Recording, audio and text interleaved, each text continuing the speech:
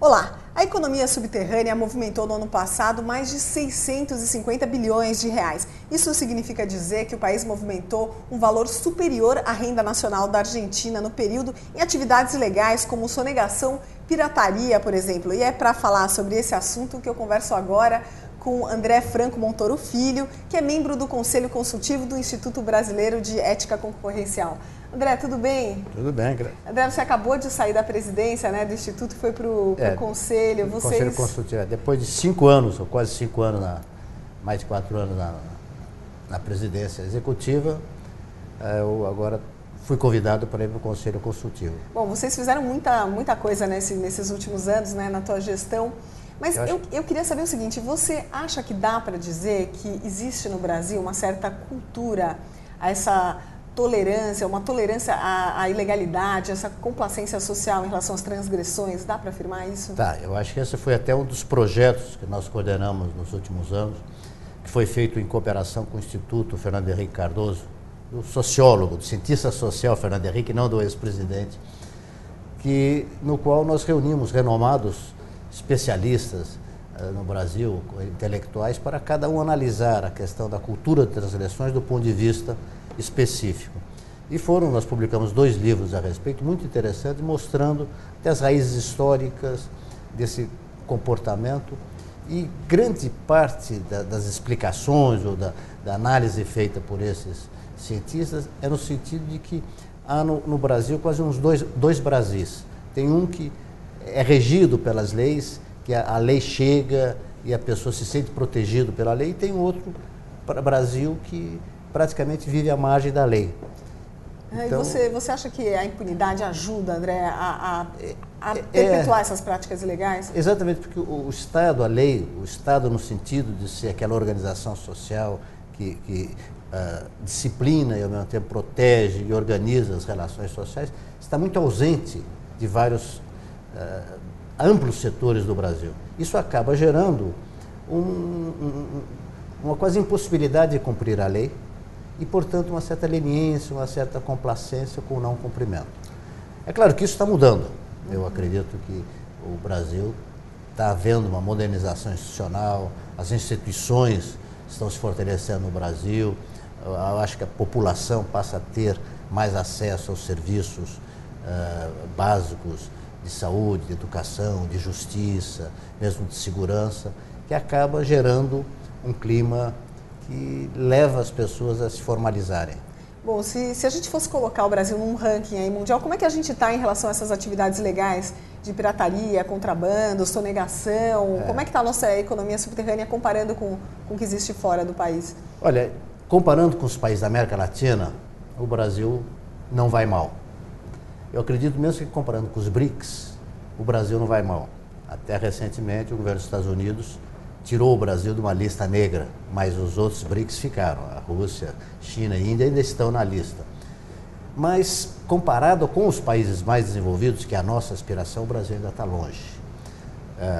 Como nós fizemos um estudo junto com a Fundação Getúlio Vargas sobre o tamanho da economia subterrânea, dá quase 600 bilhões de reais, é um tamanho bastante grande, 20% do PIB.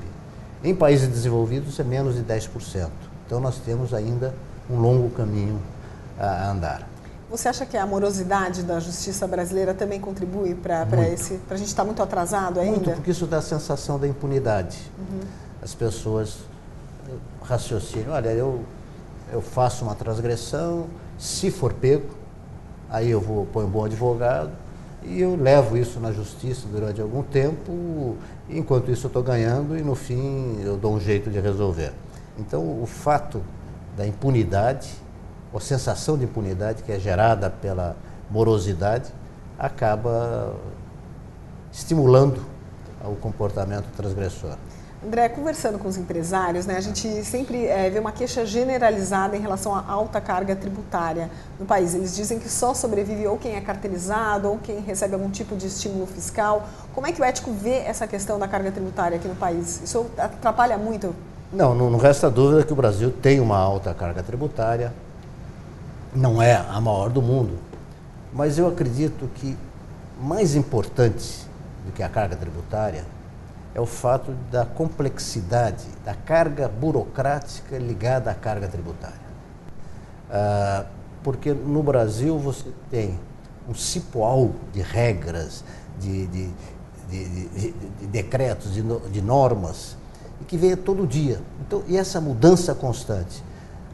O contribuinte, muitas vezes, não sabe como que vai cobrir suas obrigações. Eu estava vendo, vocês lançaram uma revista, né, com uma série de estudos. O setor de cigarros, por exemplo, eles têm não sei quantas, centenas de leis, vai mudando muito rápido. E esse que é o problema. Se você tivesse mesmo uma alta carga tributária, e mesmo complexa, mas que não mudasse, você teria algum tempo para investir, para saber como que cumpre suas obrigações. E estaria resolvido, passaria a partir daí, não teria mais tempo. Mas não, o Brasil está mudando permanentemente, todo dia tem uma nova norma que obriga as empresas a terem um enorme departamento tributário. É algo que as empresas associadas ao ético, tem muitas multinacionais, tem plantas em outros países, eles admiram o tamanho dos departamentos tributários das empresas brasileiras, tão grande. Por que precisa tanta gente trabalhando aqui? E o estudo do Banco Mundial, do InBusiness, coloca o Brasil como o país que mais tempo se leva para pagar imposto, que é o mais complexo. Esse é o Brasil campeão mundial. Agora, André, você... E eu acho isso que acaba gerando o desrespeito. A pessoa acaba não sabendo como fazer e acaba tendo que ter um gasto enorme e aí dificulta realmente o cumprimento. Vocês têm um trabalho intenso no ético de tentar aperfeiçoar esse sistema de pagamento e cobrança, pagamento tributário. Quais são as sugestões do Instituto? Olha, nós já obtivemos alguns resultados bastante interessantes. O ético apoiou bastante desde o início, algumas empresas associadas ao ético até fizeram parte do primeiro grupo piloto da nota fiscal eletrônica. Então, a implantação da nota fiscal eletrônica é algo que gerou, ou está gerando, um avanço extraordinário tanto para a fiscalização como para o pagamento. É muito mais fácil, as empresas estão se sentindo muito mais confortáveis no pagamento, aí no caso do ICMS, e até o registro dessas operações, que antes era em papel, tinha que guardar aquelas notas fiscais durante 5 anos. As empresas grandes alugavam galpões enormes para guardar aquelas notas fiscais. Hoje é um chip assim que guarda tudo. Erros de preenchimento praticamente não existem mais. A economia de papel e, portanto, de árvores que deixam de ser cortadas, até efeitos ecológicos. Então está sendo algo realmente um grande avanço que está havendo no Brasil com a implantação da nota fiscal eletrônica, facilitando a vida da fiscalização e a vida do bom contribuinte, dificultando a vida do sonegador. Nós tivemos em alguns setores a implantação dos impostos específicos. Em lugar de ser um imposto ad valorem, onde a pessoa pode manipular o preço, jogar preços abaixo para pagar menos imposto, esse imposto específico é uma quantia fixa por unidade do produto. Isso existe em combustíveis, existe em cigarros, existe em bebidas.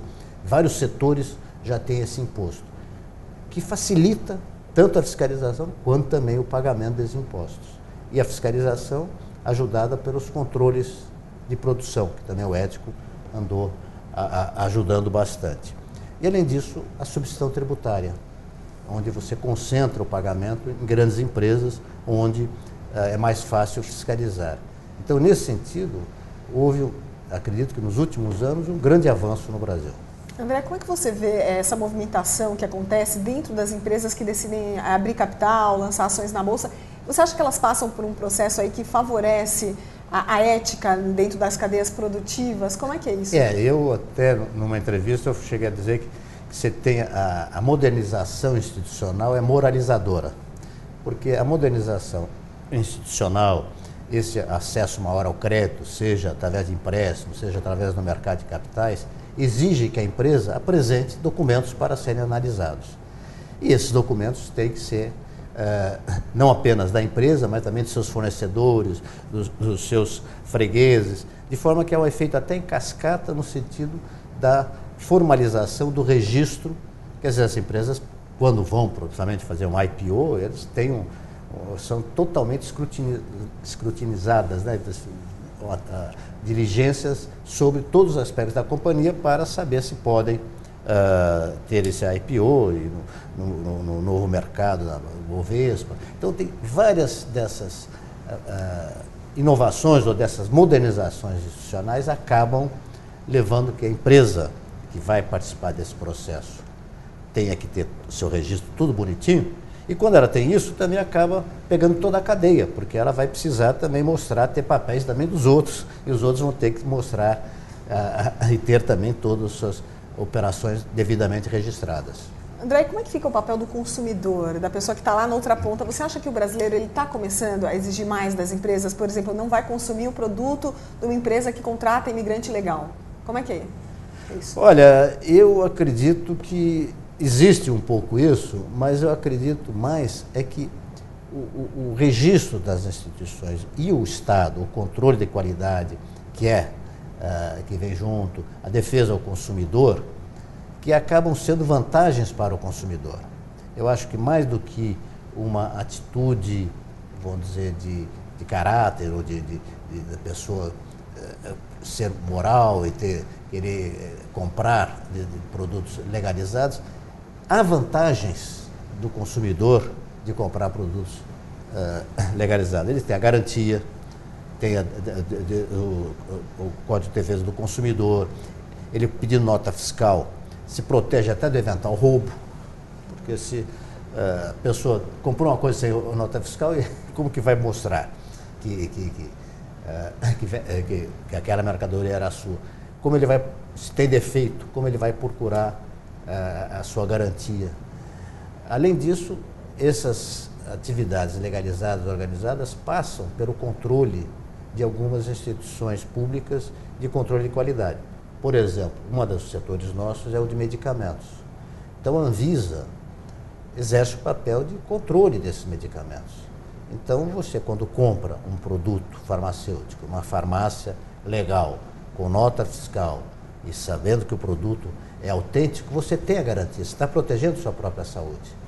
Mesma coisa você comprando qualquer outro tipo de produto. Você pode ter, e como ocorreu, caso no mundo inteiro, mesmo de brinquedos que tem a tinta que é tóxica e a criança lambe e pode ser afetada. André, você falou em remédios, né? Eu fiquei muito impressionada com os números do setor. Uma pesquisa feita em 2006 mostra que cerca de 27% dos remédios são vendidos sem receita. Essa situação continua nesse setor? Olha, as indicações nossas é que melhorou um pouco, mas continua. Tanto que o Ético está pensando em fazer uma nova pesquisa, tentando atualizar os números de 2006, que foi a pesquisa feita, que mostrou esses cerca de 27% de informalidade no setor. Eu acredito, nós não temos um número, estamos até contratando, o Ético está contratando uma nova pesquisa, mas as informações se tem que ainda é bastante grande, essa informalidade. Melhora um pouco e é interessante que até a substituição tributária acaba melhorando, reduzindo a informalidade, porque muitas empresas, muitos pequenos locais de venda viviam da sonegação. Com a substituição tributária isso se reduz. Então uma série de estabelecimentos estão fechando porque a fonte de lucro é a sonegação e não a venda do medicamento. André, de forma resumida, para encerrar aqui nossa conversa, eu queria que você falasse qual que é a pedra do sapato do Brasil hoje, o que está impedindo a gente de chegar a uma situação como a dos Estados Unidos, o que precisa mudar, o que seria crucial para a gente melhorar a situação dessa economia subterrânea, reduzir isso? Eu acho que seriam 2 ou 3 coisas importantes. Quer dizer, primeiro eu acho que a questão da conscientização do brasileiro a respeito dos malefícios que essas transgressões trazem. Segundo, eu acredito que deve haver uma melhoria no sistema judiciário para reduzir a morosidade, dar um pouco de celeridade. E eu acredito que você pode simplificar bastante o sistema tributário. Eu acho que não precisa tanto reduzir a carga tributária. É claro que se reduzir é melhor e principalmente se gastar melhor os recursos que são arrecadados. Mas essa complexidade e essa mudança permanente dos impostos, eu acho que é o que acaba gerando muita sonegação. André, muito obrigada e boa sorte para você agora como membro do Conselho Consultivo do Instituto Brasileiro de Ética Concorrencial. Eu que agradeço a oportunidade.